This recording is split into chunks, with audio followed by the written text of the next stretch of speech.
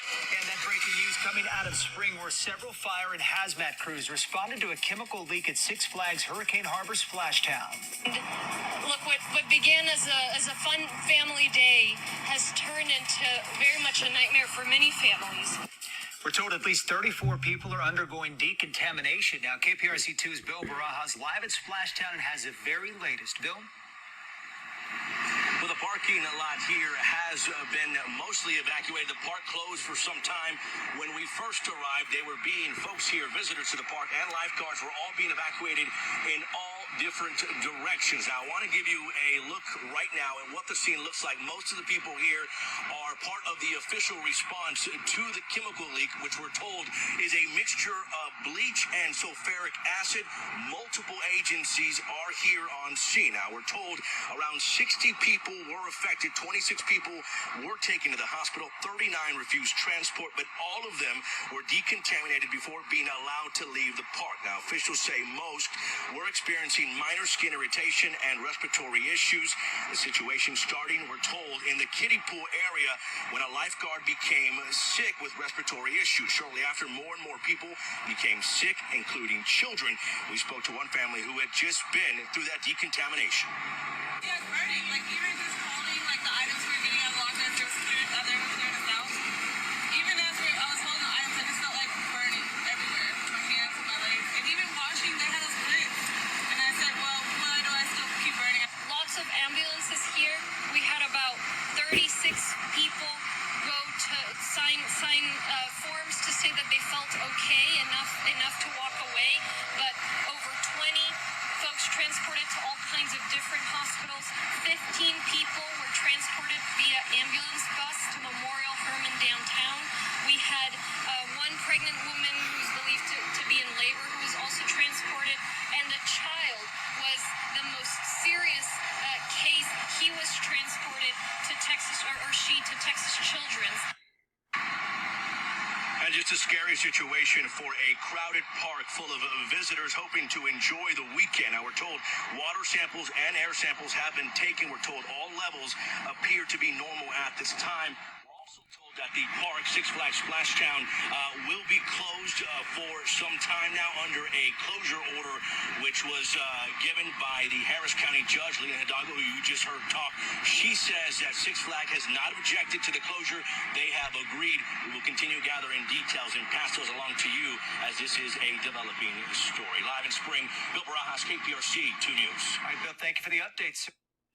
All right, so y'all just heard that news clip right there, and let me just say that this is absolutely terrifying to experience anything like this ever.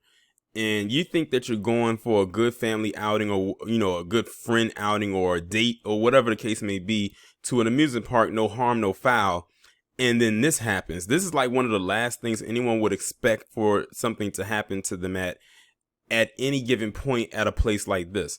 Now, of course, when it comes to amusement parks, you're going to might have some issues. Usually they have to deal with rides, like a ride getting stuck. A little quick story about me, and it ironically happened at a Six Flags, not at this Six Flags, but the Six Flags near me. A few years ago, I got on this roller coaster called Roar, which is at Six Flags America, which is in Largo, Maryland, or around that area. I keep forgetting which part of Maryland that is. I want to say it's Largo, but I don't think it's Largo. But those of you who are in the DMV area know exactly which Six Flags I'm talking about. But the name of the roller coaster was called Roar. And I literally on the ride, and we get stuck at the top of the lift hill. Like right before the ride goes over the first hill, we get stuck right at the top of that lift hill for about a good 15 to 20 minutes. And then, we weren't even allowed to get off of the ride. They could have easily let us get off the ride, but they didn't release the harnesses for us to walk down. I think they probably didn't want to take the risk that we walk down those steps and someone falls over or falls down the steps or falls through something. So I think that's why they didn't let us off. So they said, you know what? It's not like these people are stuck upside down. They're stuck sitting up and at the top of the lift hill. So they said basically all we got to do is make sure that we get everything operating, and then we can just have the ride closed for maintenance. And basically, I think what happened was it was something wrong with the chain.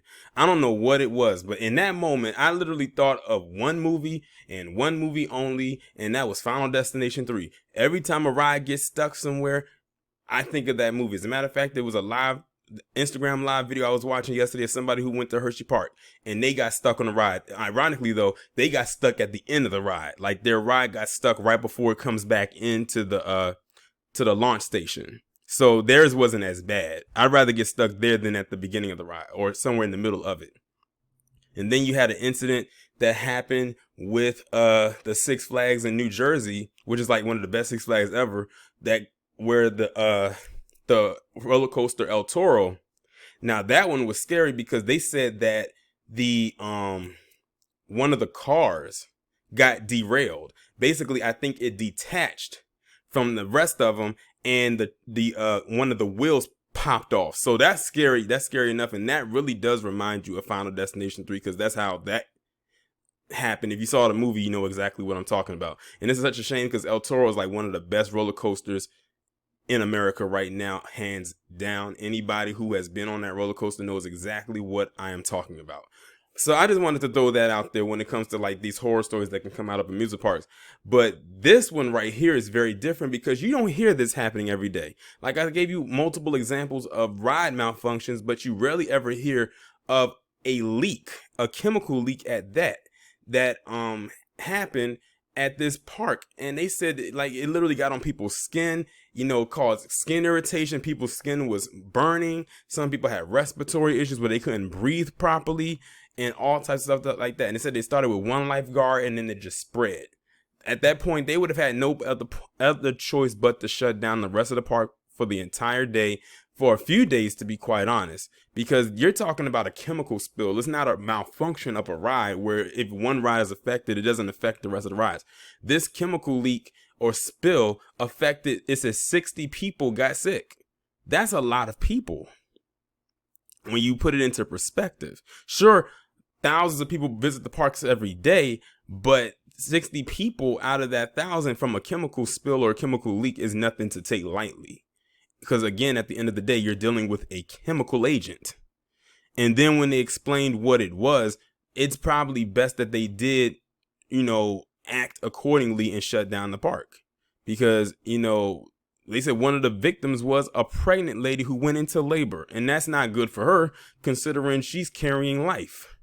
And who knows what that means. They're going to have to run some tests on her child after she gives birth to make sure the child is okay and nothing got into the system of the child, of the baby. So, yeah, this is very scary. Now, a lot of people are saying that these people should definitely file a lawsuit.